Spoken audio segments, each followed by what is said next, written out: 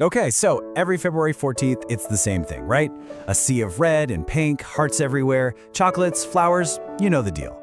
But what if I told you that behind all that stuff, there's a story that's actually kind of hardcore? We're talking rebellion, sacrifice, and a love that literally took on an entire empire. So yeah, let's get into the real story of Valentine's Day. I mean, we all do it. We buy the roses, we book the dinner reservations. But have you ever really, truly stopped and thought, wait a minute, where did all this actually come from? What are we really celebrating here? Because, let me tell you, the answer is way deeper and honestly, a lot darker than you'd ever guess. Yeah, this whole thing doesn't kick off in the candy aisle at your local supermarket. Nope. It starts way back in the Roman Empire, and it all begins with a crime. The crime? Just love. But before we dive into the ancient history, let's just take a second to look at what this holiday has become today. Because to really get the contrast, you need to see the scale. This thing is way, way bigger than just hearts and flowers. It's an economic giant. How big? Try $25 billion. And that's just in the US every single year. Let that sink in for a second. $25 billion. That's more money than the entire yearly economic output of dozens of countries around the world. It's just a mind-blowing amount of cash. So where's all that cash going? Well, you can see it right here. A cool $4 billion on jewelry alone, another $2 billion on dinners out, and $2 billion more on flowers. It's a massive industry, right?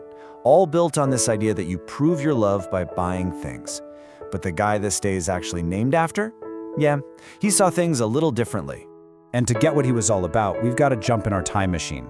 We're going back almost 1,800 years, all the way back to the Roman Empire. This is where the story really starts.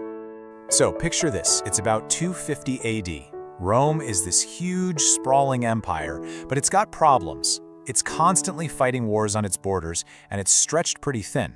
The emperor at the time, a guy named Claudius II, he's getting desperate. He needs more soldiers for his army, and he thinks he's figured out what's holding men back. And his solution is, well, pretty shocking. And this is where it all comes to a head. On one side, you've got Emperor Claudius. His logic? Married men are too worried about their families, they make for bad, distracted soldiers. So his brilliant idea was to just ban marriage for young men. Problem solved, right? Well, not for everyone. On the other side, you have this priest named Valentine. And for him, love and marriage weren't a distraction, they were a sacred right from God, something no emperor had the authority to just outlaw. So Valentine basically said, I'd rather die for love than live in fear. He completely defied the emperor's decree.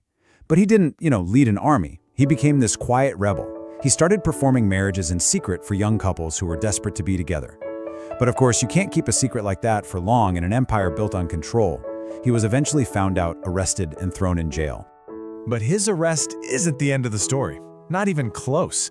In fact, what happens next, inside that prison cell, is probably the most important part. It's what sealed his legacy and actually gave us the tradition we still have today. Okay, so while he's locked up, Valentine actually befriends the daughter of his own jailer. And here's the thing, she was blind. Now, according to the legend, his faith was so strong that he prayed for her and she could see, a miracle. Then, on the very last night of his life, right before his execution, he had one final request, a bit of paper and something to write with. He scribbled down one last letter to her, a simple note of goodbye. And at the very bottom, he signed it with 3 little words, from your Valentine. That's it. That was the first one. He had no way of knowing that this incredibly personal, quiet act would become a tradition that has been repeated billions and billions of times since. So, Valentine was executed on February 14th, but in a way, his story was just getting started. It took a long time, we're talking over 1,000 years, but a few key things happened that slowly turned this executed priest into the symbol of romance we know today. It's actually a pretty wild chain of events. First, a couple hundred years after his death, the Pope officially makes February 14th Saint Valentine's Day. Then, fast forward all the way to the 1300s, and the famous poet Chaucer writes a poem connecting the day to when birds choose their mates. So suddenly, it's linked to love. And then, in 1415, we get the first known written Valentine, and get this, it was sent by a duke from prison, just like the original. So by this point, the idea of sending love notes on February 14th is catching on, but it's still pretty small scale, very personal.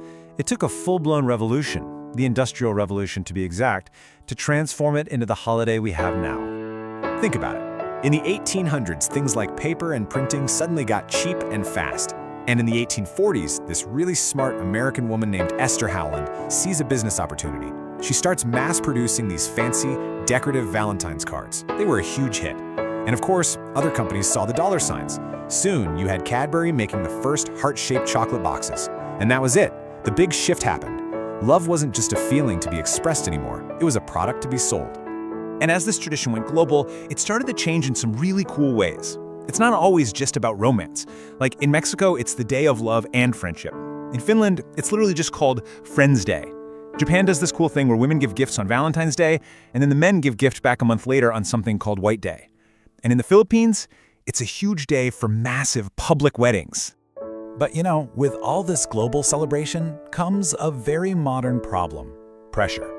It's not just about celebrating love anymore, is it? It's about performing love. You gotta post the perfect picture, spend the right amount of money, get the gift that looks best in an unboxing video. It's this whole public performance, and for a lot of people, it turns the day into a source of major stress and anxiety. And that brings us right back to where we started.